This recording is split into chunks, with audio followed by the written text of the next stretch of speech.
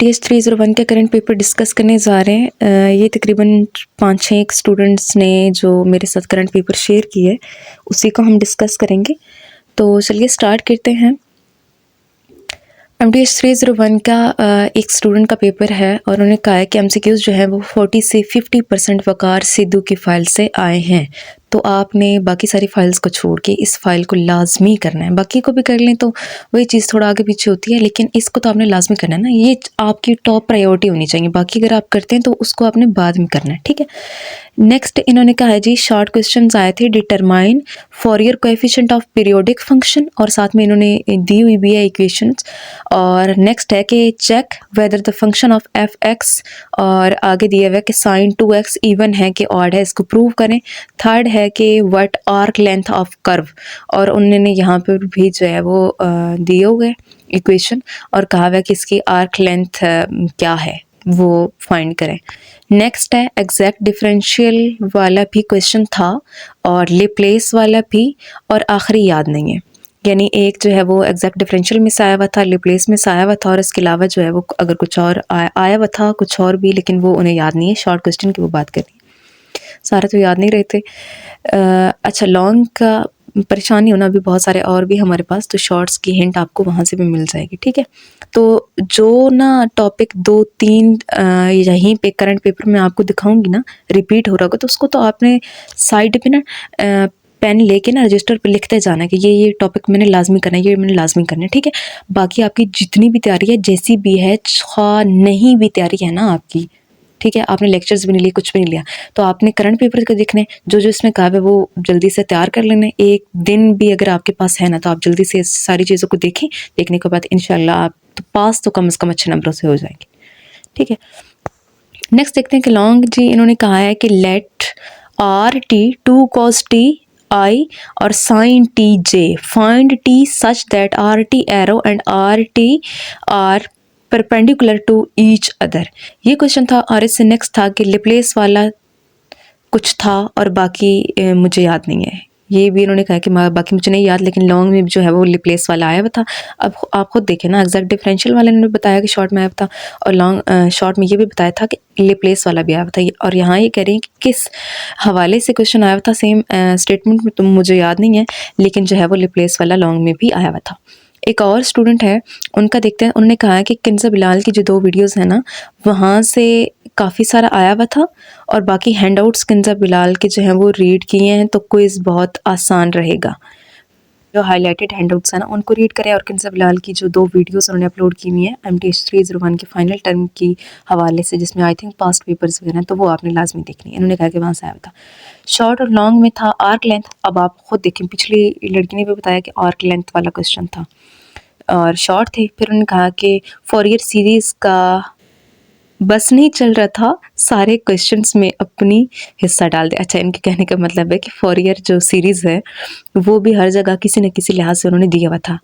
अच्छा, बाज़ दफ़ा वाकई ऐसा होता है, जिस तरह से इन्होंने यहाँ पे यूज़ किया ना कि उसका बस नहीं चल रहा था, बाज़ दफ़ा ऐसा ही होता है। आप अपने भी किसी पेपर में देखते हैं ना कि एक टॉपिक होता है और वो MCQs में भी आता है, वो शॉर्ट में भी होता है, वो लॉन्ग में भी होता है, मतलब बार बार वही क्वेश्चन कि बंदा आता हो तो भी बंदा जो है ना अजीब सा चिड़चिड़ा हो जाता है कि क्या बार बार एक ही क्वेश्चन पूछे जा रहे हो आप। लेकिन खैर, एग्जामिनर की मर्जी, हम लोग तो जो वो पूछे हमने तो आंसर ही देना होता है ना। नेक्स्ट है डबल इंटीग्रल। लॉन्ग था, एक क्वेश्चन था, उसको सॉल्व करके बताना था कि कंजर्वेटिव और नॉट लॉन्ग में। नेक्स्ट है एग्जैक्ट डिफरेंशियल से शॉर्ट था। एग्जैक्ट डिफरेंशियल हमने पीछे में भी पढ़ा है, लेक्चर नंबर 30 है। एग्जैक्ट डिफरेंशियल से तकरीबन हर दफ़ा क्वेश्चन आता है, ठीक है। इन line and Y axis symmetry से रिलेटेड शॉर्ट था। पीरियोडिक फंक्शन में आर्क लेंथ से रिलेटेड लॉन्ग था। आर्क लेंथ और अभी हम देख चुके हैं कि एग्जैक्ट डिफरेंशियल और आर्क लेंथ से काफ़ी सारा कुछ आ रहा है भाई।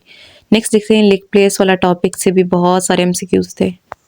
अब ये सब स्टूडेंट सेम बात बता रही हैं, बस इतना ही याद है, बाकी मुझे भी याद नहीं है। इस स्टूडेंट ने कहा, मैंने नहीं, ठीक है। अच्छा, नेक्स्ट एक और स्टूडेंट का है जिन्होंने 8 बजे पेपर दिया। इनका देखते हैं जी। अल्हम्दुलिल्लाह पेपर बहुत इजी था, मतलब आसान पेपर था। और इसने भी क्या कहा है कि फाइनल टर्म के लिए आपने किंजा बिलाल की जो 2 फाइल्स हैं उनको वॉच करना है, और इसके अलावा जो है इन्होंने थोड़ा थ्योरी लिखी हुई है ना, तो इसलिए आप लोगों ने थोड़ा कंफ्यूज नहीं होना। अच्छा, इसने आगे बताया, इसने भी 2 कंज़ा बिलाल वाली वही वीडियो रिकमेंड किए। फिर उन्होंने कहा कि रिप्लेस और ट्रांसवर्स जो है ना, उसमें से लॉन्ग आए हुए थे। उन्होंने कहा कि पीरियोडिक फंक्शन के हवाले साथ था, टेंजेंट लाइन था, और एक लॉन्ग इवन और ऑड को बताना था, बाकी एक लॉन्ग डाइवर्जेंट था। लेक्चर नंबर 24 से 43 ज़रूर करके जाएं, लॉन्ग उसी में से है और बहुत इम्पोर्टेंट है।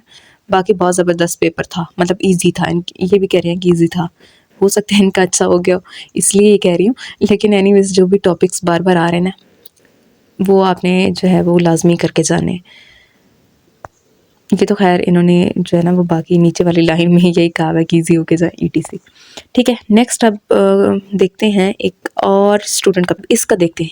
ये सब डिफरेंट स्टूडेंट क्या, आपने ये नहीं कहना कि एक ही स्टूडेंट का जो है ना वो आपने चेंज करके लगा दिया, ये वो, ऐसा कुछ भी नहीं है। ठीक है, मैं झूठ आपके साथ क्यों बोलूँगी, ये वाकई में सारे स्टूडेंट्स के चेंज पेपर हैं। लेकिन आप यकीन जाने ना, अगर आप मैं मिसाल दे रही हूँ, अगर किसी का आज पेपर है ना, फॉर एग्जांपल आपका पेपर है 2 बजे, ठीक है, आपने क्या करना है, अपने सुबह 8 वाला पेपर लेना है, अपने 9 वाला यूट्यूब पे जाना है, वहाँ से मिले तो वेल एंड गुड, नहीं तो कहीं से भी कोई सीनियर, कोई वहाँ पे, मतलब जहाँ से भी आपको मिल सकता है ना, आप लें।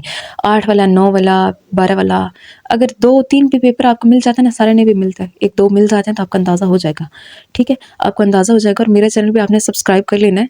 मैं भी कोशिश करती हूँ कि जितना मुझसे हो सके जिस सब्जेक्ट की वीडियो मैं अपलोड कर दूँ, चाहे वो फाइल्स वगैरह हैं या करंट पेपर। ठीक है, तो आपने 3-4 जब पेपर आप लोग देखेंगे ना, आपको खुद ही अंदाज़ा हो जाएगा कि इसमें इंपॉर्टेंट है क्या। अब फिर उन जो टॉपिक्स हैं उनको आपने बिल्कुल रट्टा लगा लेना है। समझ नहीं आ रही तो भी रट्टा लगा ले भाई, एक दिन के लिए तो रट्टा भी याद रह ही जाता है ना। अब देखिए समझ नहीं जो आ रही तो फिर तो रट्टा लगाना ही है ना, आप यही आखिरी हल होता है। ठीक है, अब इनका देखें, इन्होंने भी कहा है कि 10 बजे मेरा पेपर था। किन्जा बिलाल के जो फाइनल टर्म की प्रिपरेशन वाले हैं उसमें से काफ़ी कुछ MCQs आए हुए थे। बाकी MCQs जो है वो हर टॉपिक से रिलेटेड आए हुए थे।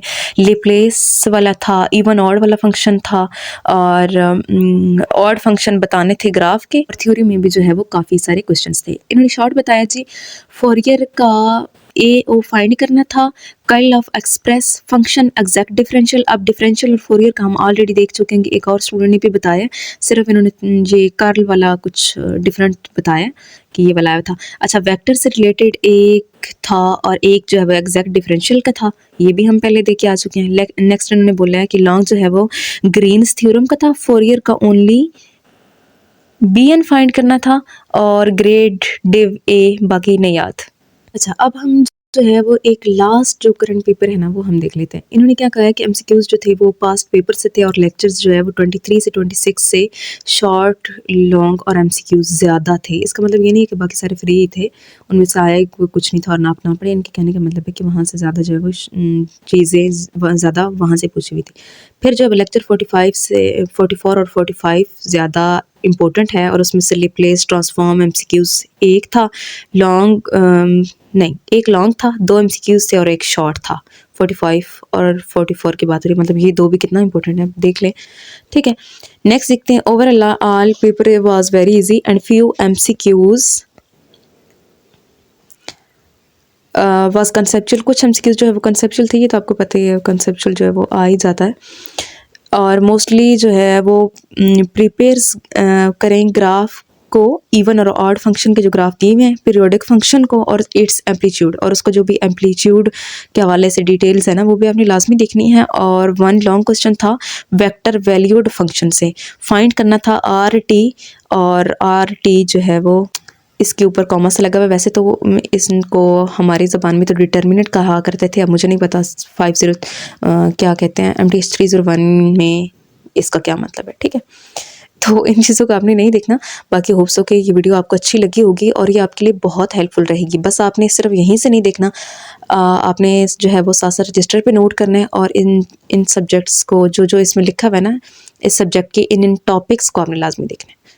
ओके गाइस, अब अगर वीडियो अच्छी लगी है तो लाइक भी कर दें काइंडली, और अपने नेक्स्ट पेपर का कोड ना कमेंट बॉक्स में लाजमी लिख दीजिएगा, वो भी करंट पेपर आपके साथ ज़रूर शेयर कर दूँगी। Thank you so much for watching.